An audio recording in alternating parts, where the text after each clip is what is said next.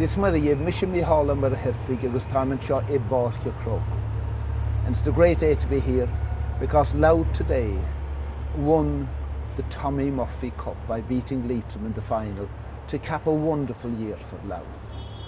I'm not surprised in a way. I come from Coombe-Kiri, and I remember when I was young, my father and all the people of his age, they used to always talk about Louth football.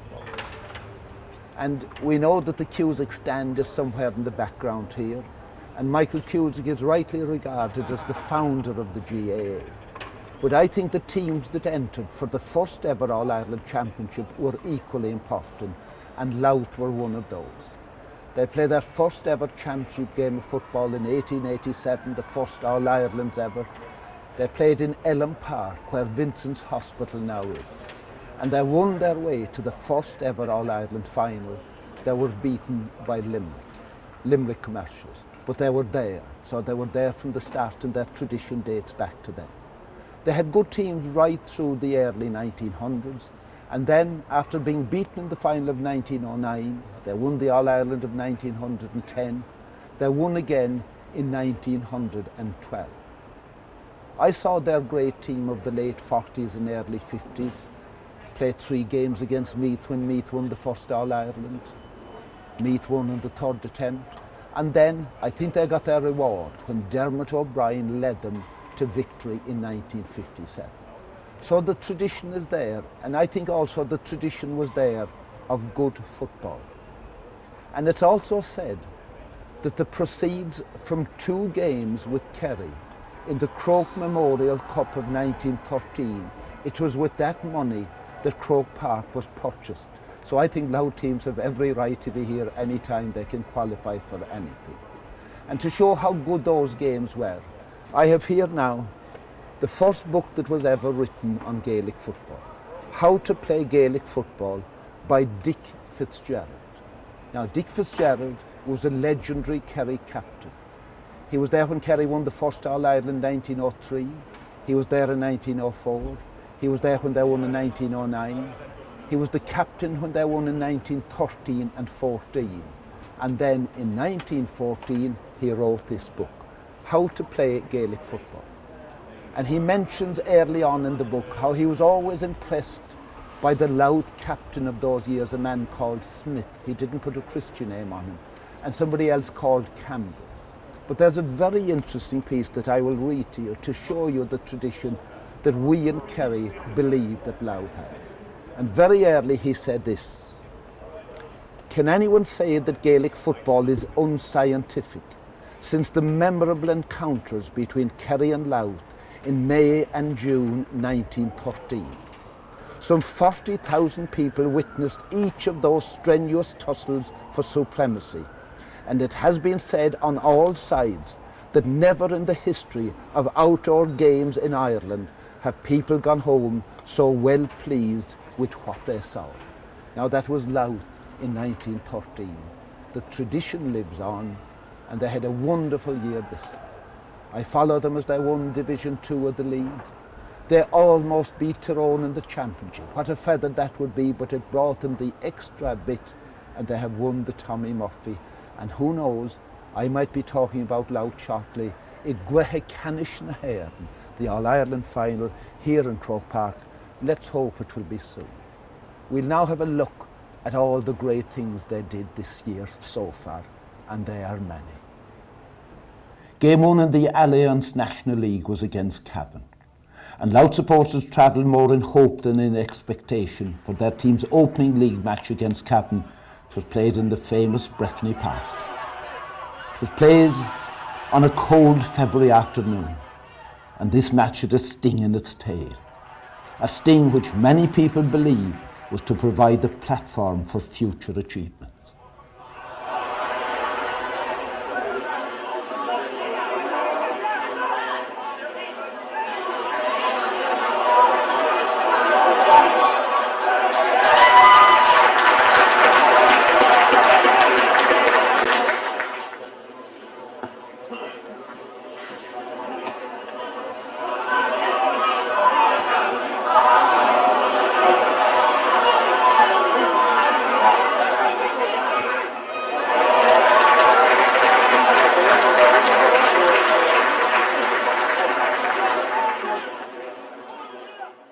first game away to Cavan was probably the toughest game we could have got to start with in the division, and it had a huge bearing on what happened after that.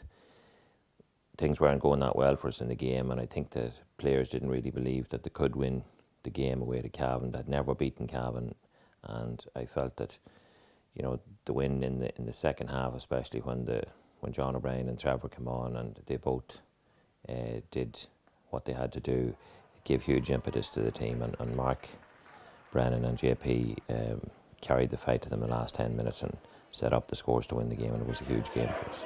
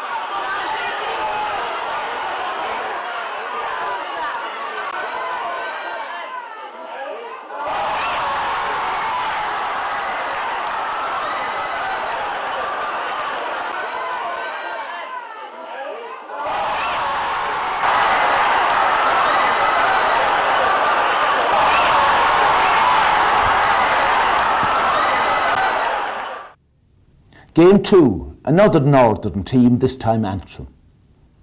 Antrim, who had recorded a notable opening league win themselves, were expected to provide stiff opposition for Louth in Clonagile Park in Dundalk.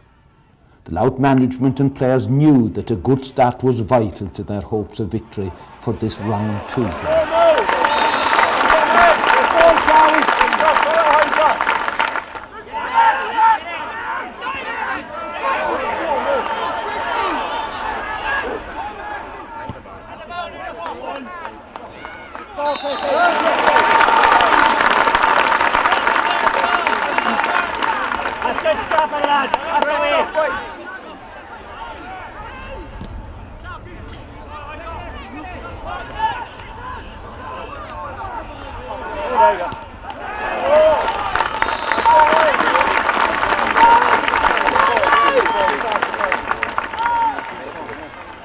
Stand up!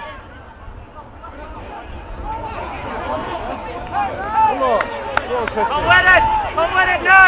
There's the time to carry up. Hold on! Look inside it! Go on, take him off.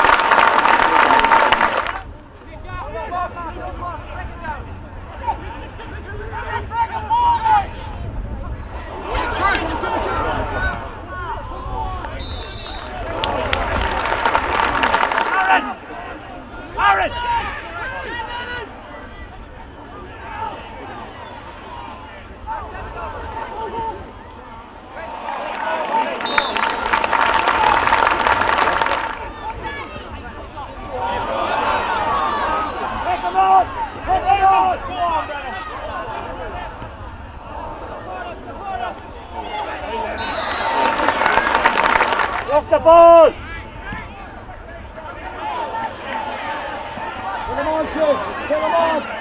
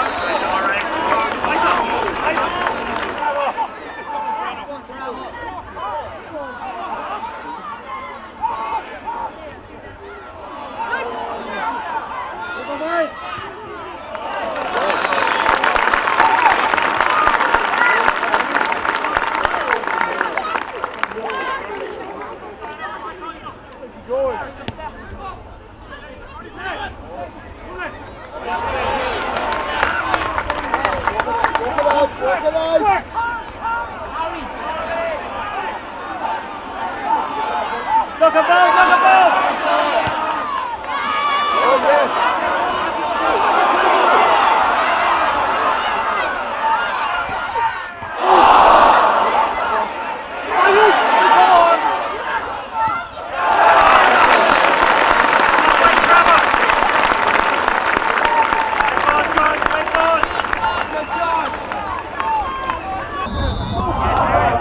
It was the men of the West for round 3, and following a 3-week break, Louth's league campaign resumed against Sligo. Sligo were pointers from their opening 2 league games, and having endured a managerial upheaval, Sligo were now more vulnerable than they would normally be expected. A rejuvenated Louth team took full advantage of their plight.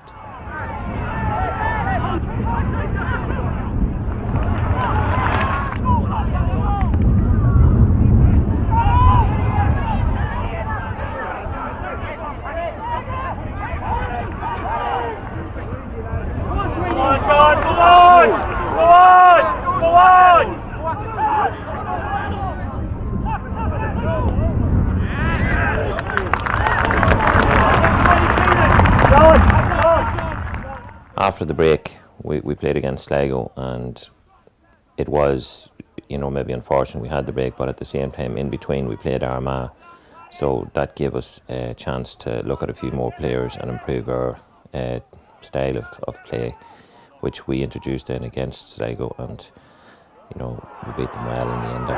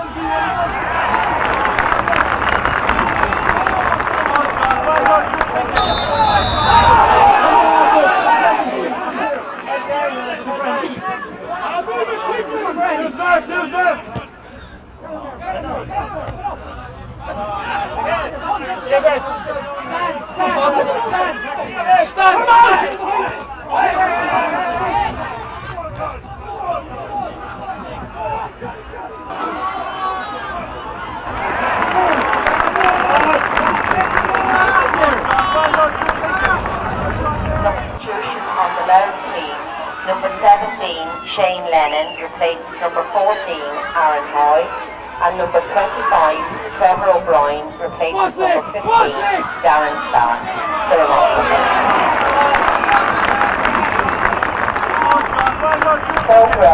The little boy lost up here at the main entrance, and we think his grandfather is Tommy O'Shaughnessy. So if Tommy O'Shaughnessy is in the ground, would he come up here to the main entrance? Very wonderful. There's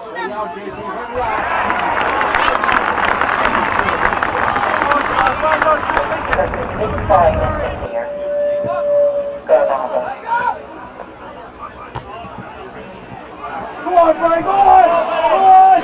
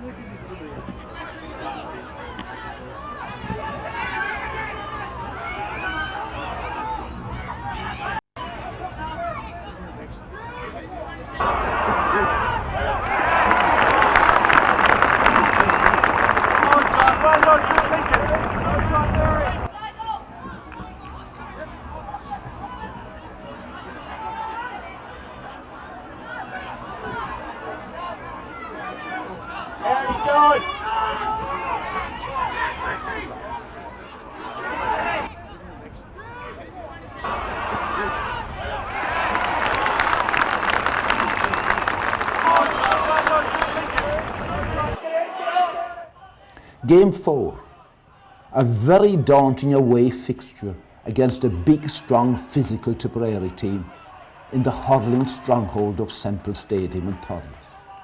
That was what was beckoning for Louth for Game 4. And the fact that Declan Brown was playing with Tipperary only made matters more difficult.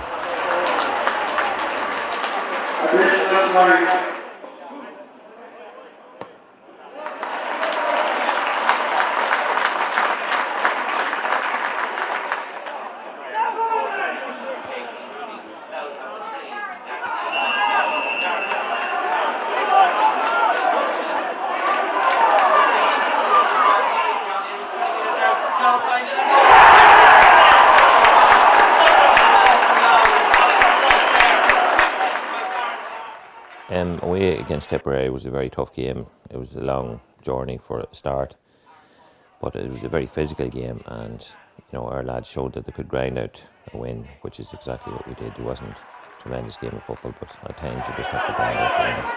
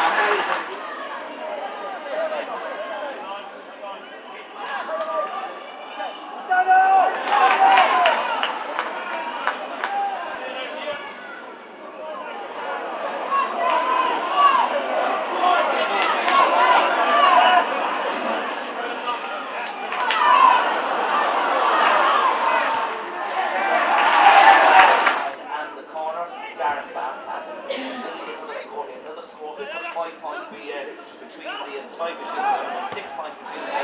John O'Brien coming in. Wonderful score from John O'Brien. 40 metres down. That's a tremendous cannon the ball. That's a tremendous cannon the ball. For the first time in their history, Dundalk Gaels played host to Louth in the National League, when Wicklow provided the opposition for Game 5. Having lost 3 of their 4 league matches by the narrowest of margins, they were expected to provide stiff challenge for Louth in that round. Come on, John, get up! On you! Come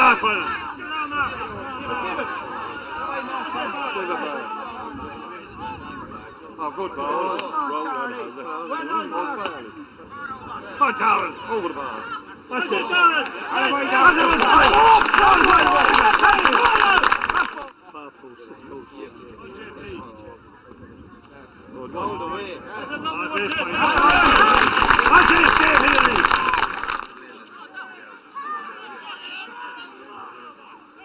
On Stanfield. Well on.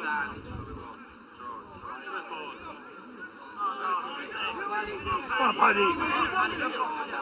Come on, John Neal. Come on, Darren. Get in there, lad. Get in there.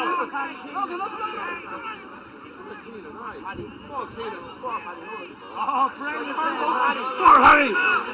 Yes, that's it. That's it.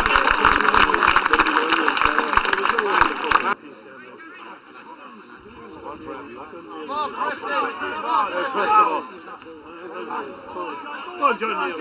And a great John Neal. Hold up, John. Go on, John. Pick the Christie and the Christie.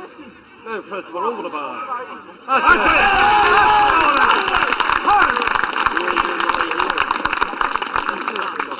Look at that.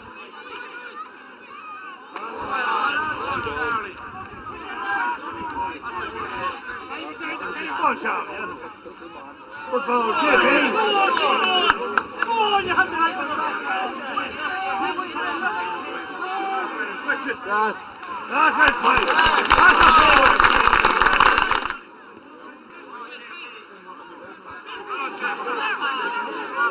Come on, John Neal. The other way, look at Paddy Keenan. Go on, Paddy. Where you with you, Paddy? Go on, John. Over the bar, John. Ah, no, Right, John Neal. That's a great play.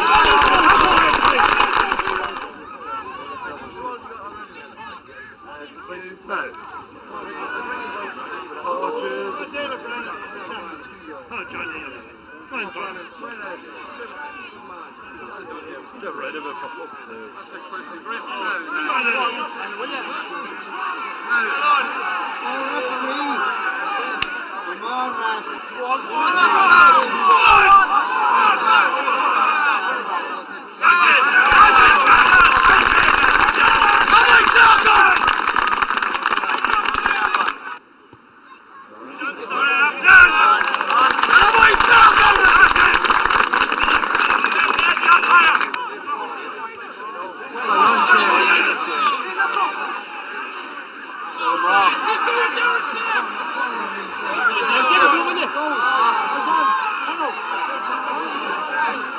Fine.